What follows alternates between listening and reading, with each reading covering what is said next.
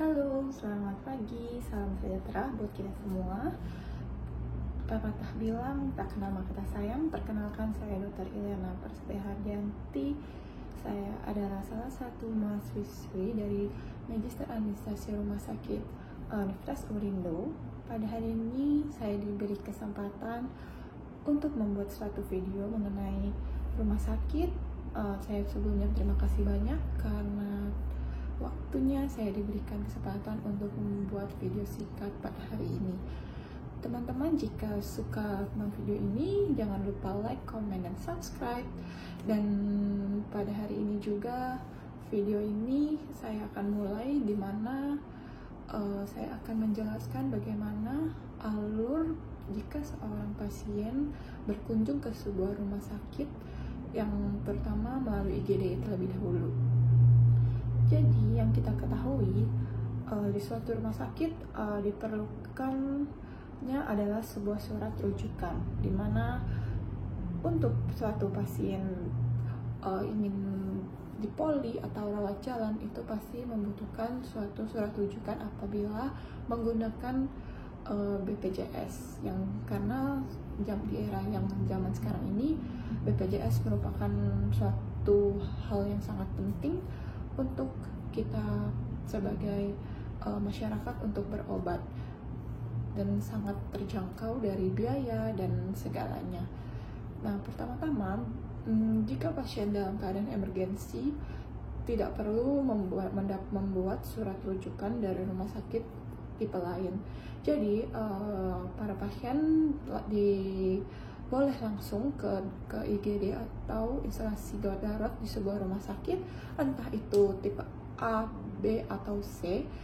Maka seorang pasien tersebut boleh langsung datang dan langsung akan ditindak di rumah sakit tersebut, dan hanya perlu memberikan surat BPJS-nya ke administrasi rumah sakit yang berada di rumah sakit tersebut. Maka dari itu, pasien semua akan ditata laksana dan ditindak sebagaimana mestinya tanpa harus membayar sepeser pun jika menggunakan BPJS.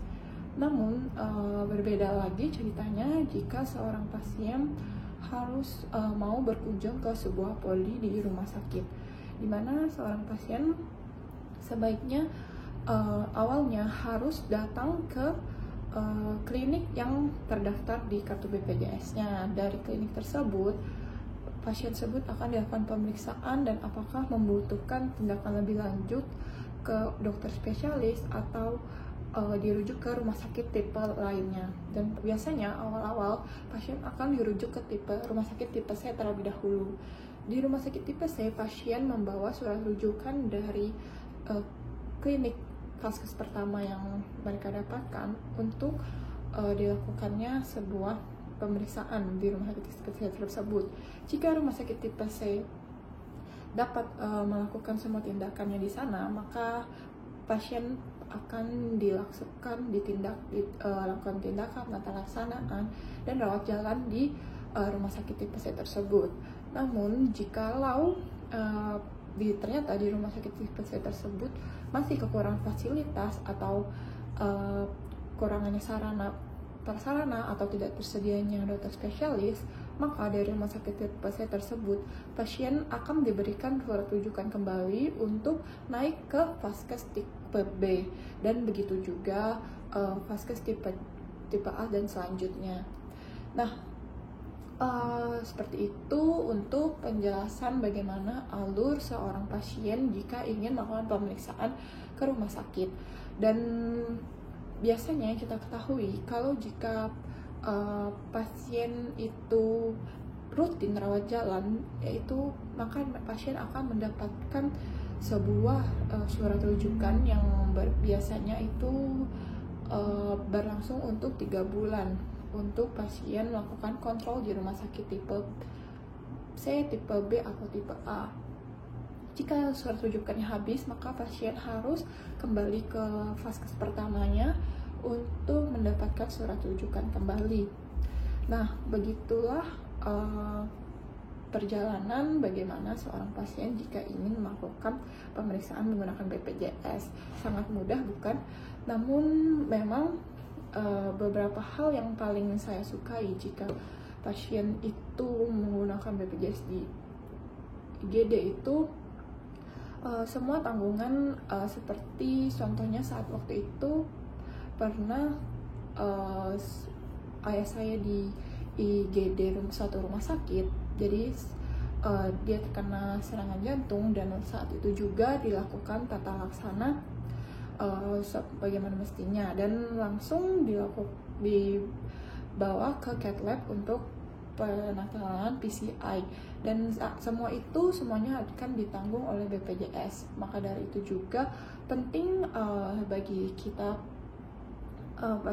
para nakes atau manajemen rumah sakit lainnya untuk dapat juga mengedukasi semua para pasien ataupun lingkungan keluarga sekitar kita bagaimana pentingnya menggunakan BPJS saat kita untuk ke klinik ataupun ke rumah sakit untuk rawat jalan.